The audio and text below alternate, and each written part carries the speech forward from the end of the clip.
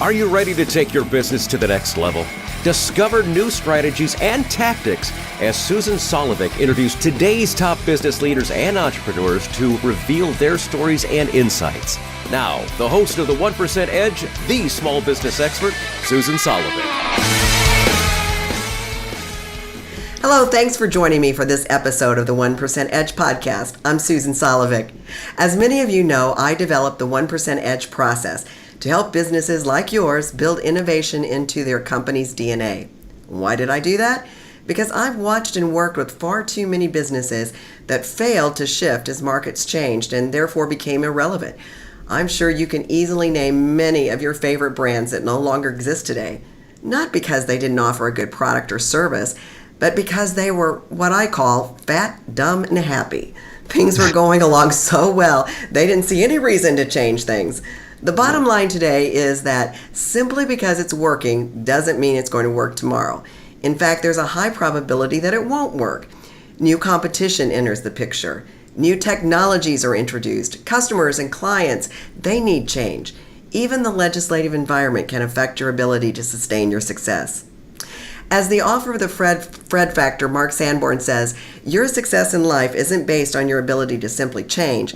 It's based on your ability to change faster than your competition, customers, and business. So when our world is changing so rapidly and becoming more and more complex, why do people and business leaders resist change? Primarily, it's fear. The fear of the unknown, the uncertainty of the situation. That's what holds us back. Well, today's guest is a true expert at dealing with change. Dr. Gary Bradt is an author, clinical psychologist, leadership consultant, C-suite executive, and speaker on the topic of adapting to and learning through change.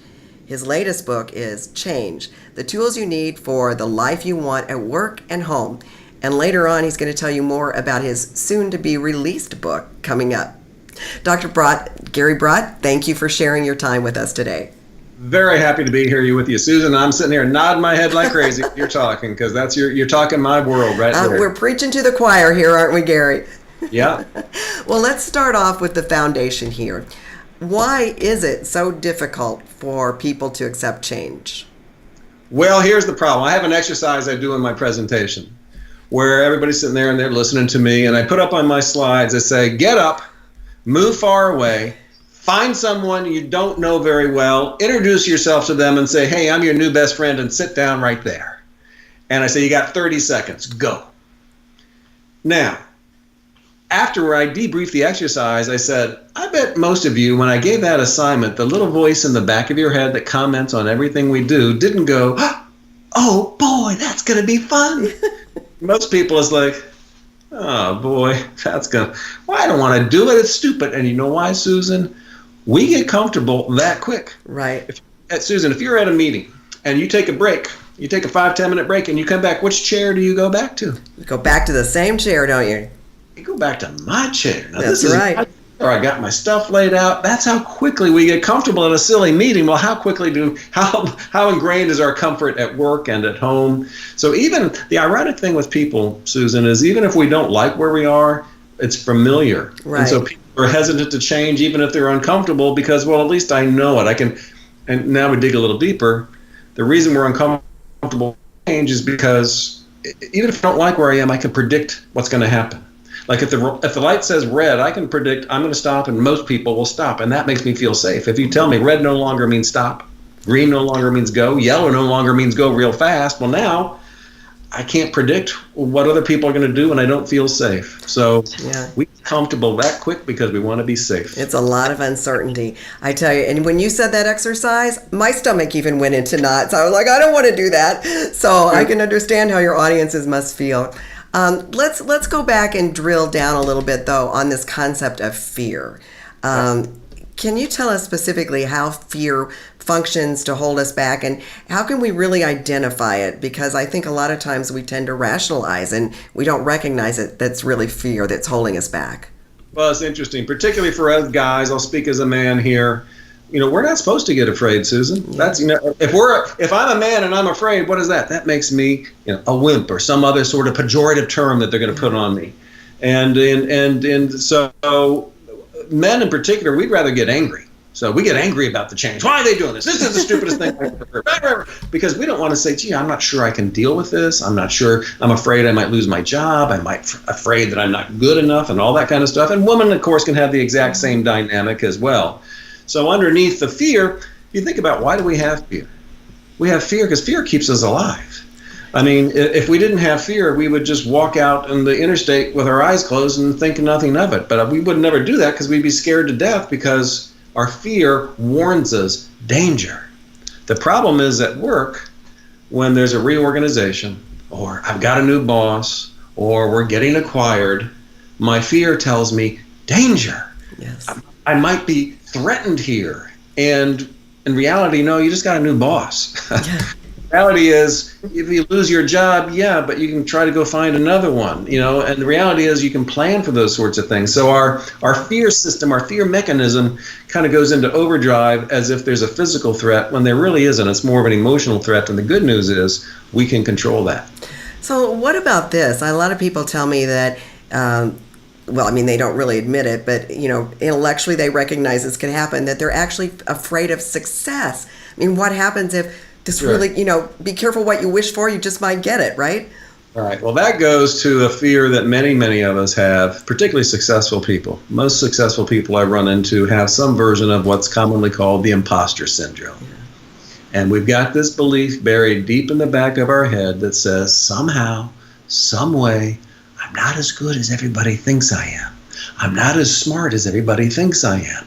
And then when I get promoted, it's like, wow, on the one hand, this is great. But on the other hand, that little voice is going, uh-oh, but now they're going to find out you're not really as good. You don't deserve this, and all those sorts of things start running. Now, how do we keep all that at bay? How do we keep that fear at bay? Well, if I just work a little harder, if I put in a little bit more energy, if I'm not good enough, well, this will prove that I am.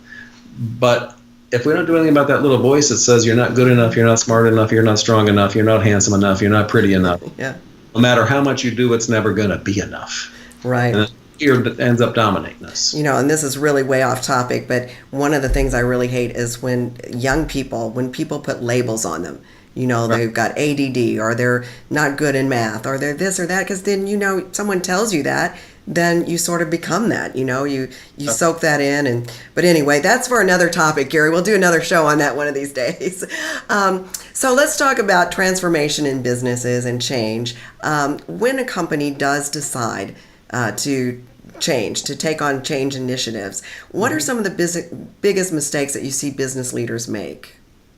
Business mistake, particularly the biggest mistake that senior leaders make, is they don't communicate it nearly enough. John Cotter, wonderful guy with all kinds of great tools for leading through change. He was on another episode with me. Good guy, yes. Oh, was he, John? Yeah. I've had the good fortune to know John over the years and do some work with him and collaborate with him on some things, and just a brilliant dude. But John says that we undercommunicate the need for change by a factor of 100, not a factor of 1 or 2. So these senior leaders, I was just working with a senior leader yesterday. Senior leaders, they're thinking about this change, they're planning the change, they're figuring out where all the different pieces in the organization go. So they might be living with it 6 months, 8 months, 12 months. Then what do? They go out and they roll it out, and they make a big announcement to the organization, and they say, okay, we're going to make all these changes, and here's why. They do the logical side of it very well. Here's the logical case for change, but they kind of short-sight the psychological side. Planning the change is a logical process. Helping people buy into the change, it's just like if you build a car. Building the car, logical process. Getting us to buy the car, psychological process. They show us these commercials with people driving, and sexy looking people driving out in the countryside, and our car floating over all the others, and we go, oh, I want that car. Yeah. That's very logical. Change is the same way. And so the mistakes leaders make is they focus way too much on the logical, not nearly enough on the psychological, and helping people deal with those fears we were talking about earlier. Yeah, I've seen that rah-rah stuff in businesses, and then it sort of fades to the wayside, and, people. I'm curious, though, do you see any difference in accepting change in terms of the generational, width that we have now in the workplace, from the baby boomers to the millennials? And, is there a difference? Like, for me, as a baby boomer, I think we were pretty authoritative. Somebody tells you to do something, by golly, you step up and you march to the beat and you do it. Yeah. The millennial generation that I've seen, that I've had a chance to observe in the clients that I work with, is change is it's so much difficult for them, but they kind of want change on their terms. And it's sort of like, and they'll ask for it coming in, and they'll come in and say, hey, I'd like to have more flexible work hours, or I'd like to have this, or I'd like to have that. And then if they don't get that, then they start getting frustrated and disappointed. And it's, you can change some other things around on them, and they're a little bit more flexible with that. They're used to the multitasking, a lot of things happening at once. Yeah, folks like if you're my generation, it's change can be more difficult. But hey, if I'm told to do it, I'll go do it. But the older you get, the more you tend to get entrenched with your way of doing things, the more comfortable you get. And so you also get people kind of near the end of their career, and they're just sort of like, well, let me just sort of hang on until, I can get out of here. Don't rock the boat too much. Right. So, and then there's a lot of factors. It's not just millennials, though, but it's also just pure personality factors. Some of us just love it. Yeah. And there's no matter what, they're going to hate it. So there's a lot of factors that go into it. So, Gary, in your work, what tools do you use to help people get more comfortable and adapt to change? That's, when you were talking about Mark's comments, Mark Sanborn, it's not about change. It's about getting to adapt to change faster and better. I agree wholeheartedly. I tell my clients, going through change doesn't differentiate you in the marketplace. But if you can adapt to it faster and better, that will. But the tools that you mentioned, I don't believe it's enough, Susan, to go to somebody and say, okay, you got to adapt to change. You have to embrace change. That's the message people hear over and over. Well, that's like saying, hey, you have to build the house. You have to build the house. Well, okay, give me some tools. Give me some tools and a blueprint, and I'll build the house. My job is to give clients the tools, and my tools are very personal ones. John Cotter's, his tools are fantastic, and they're kind of the large 8 steps of change and leading change and large organizational things and how to communicate and those sorts of things. Mine are, Susan, well, how do I manage myself through this? How do I manage my own thoughts and feelings? How do I feel about this change? And so my tools are ways of thinking, feeling, and behaving to help you get the results that you want. And you take those tools and you apply them to yourself, and then you share them with the people on your team. And if we're all using these tools, we come up with different ways of thinking, feeling, and behaving to get the results that we want. So my tools are those kinds of tools. So can you take someone who is truly just resistant to change, fearful of making any adjustments, and really use these tools and get them to where they're comfortable? They have to use the tools. What a leader's job is, and again, this is you asking earlier, mistakes. One of the mistakes is, hey, we got to embrace change. We got to adapt to change. And so go do it. That's just like, hey, go build the house, but I'm not giving you any tools. So leaders have to say, hey, you need to adapt to change, and I'm going to give you some tools. Now, all the leader can do is give tools. All I can do as a speaker or as a writer, and your books, you can show, hey, here it is. Here's some stuff that might help. But if you don't pick them up and use them, so the leader can't. So, and here's another mistake leaders make. I call it 10-80-10. You can think about like a normal curve. When you go through change, there's about 10% of the people, no matter what the change is, personality again, they love it. They'll go change. You get the bottom 10%, it doesn't matter what tools you give them. They're not going to pick them up. They're going to fuss and fume and complain. A mistake that leaders make is they focus too much on that bottom 10%. This the middle 80%. Give everybody the same tools, but don't get hung up on these people who are they're never going to change no matter what. Go for the people in the middle 80% who are saying, well, if you show me the tools and you show me how it works and you show me why we're changing, then okay, I'll move. That's where you want to focus your time and attention and energy. Yeah, it's kind of a sticky subject, but in my book, I talk about in order to really build innovation into your company, you've got to be willing to cut the dead weight. And sometimes that means certain people on your team who aren't going to grasp the vision, who aren't going to be willing, and because they're going to pull the rest of the team down. So that's a great point. Yeah, that's exactly right. And it doesn't mean you don't necessarily have to fire them. Maybe you can just go find a role where we need this kind of, here's a function that needs to be done, and it's kind of repetitive, it's kind of boring, but you want to go do that? Fantastic. Still need somebody to do that. Very task oriented. Yep. Sometimes it gets a little bit more complex where, well, what if the person who's like that is one of the senior leaders? Now, that's a little bit more complex. Right. I work with the other senior leaders. You got to deal with that. You can't just let it sit out there as a cancer. It's going to kill you. It's the elephant in the room. You've got to address it. Yeah. So now, Gary, you said you work on more of the personal level, and I know you probably do a lot of one-on-one coaching, but you have a new online initiative too. So tell us about that. Yeah, I'm just passionate about that, Susan. Appreciate you asking.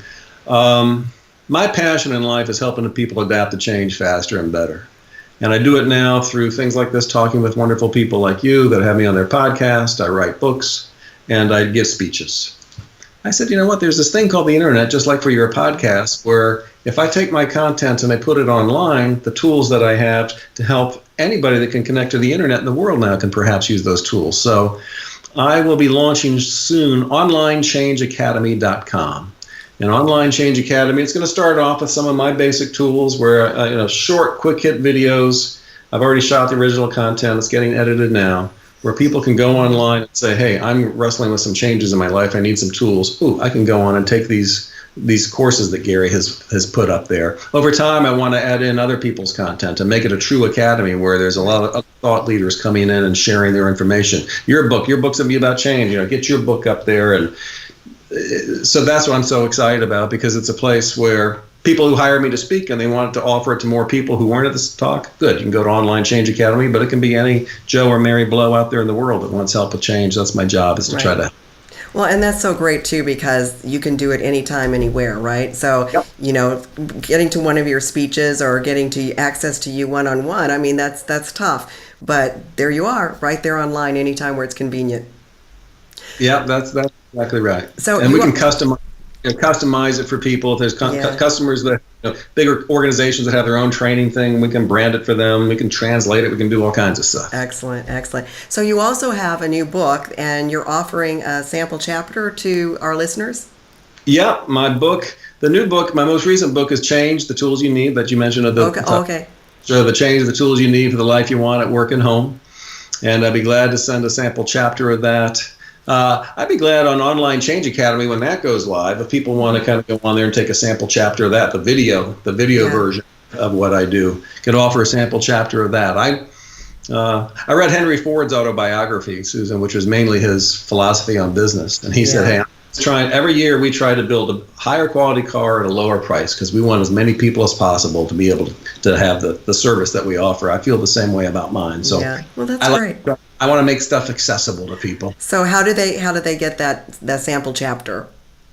They could just go ahead and email me. I guess you'll have contact information. You could go ahead and email me. We'll have a portal on Online Change Academy when that's up. OnlineChangeAcademy.com, which will be up probably next month is when we'll have that up there. But meanwhile, they got my email. Feel free to post that. Well, and I actually went on the Online Change Academy and registered or subscribed for your updates and everything. So, so that's great. But we will definitely have links to that and your contact information, and I appreciate that. And I appreciate the conversation talking about change. I think you're so right. We talk about organizational change, but it really does come down to the people, and all of us, we're the ones who have to execute on it. So, Gary, thank you so much for being here. My pleasure, Susan. Thanks a lot for having me. And thanks to all of you for joining me today for the 1% Edge podcast. This is the program where I bring you the best of the best so you can become the best. So I hope you'll continue listening to me on a weekly basis. Just remember, I'm Susan Solovic, and this is the 1% Edge podcast. Thanks for listening to the 1% Edge. If you found these insights and tips helpful, be sure to hit the subscribe button on your podcast player and leave a review in iTunes to help others discover the 1% Edge.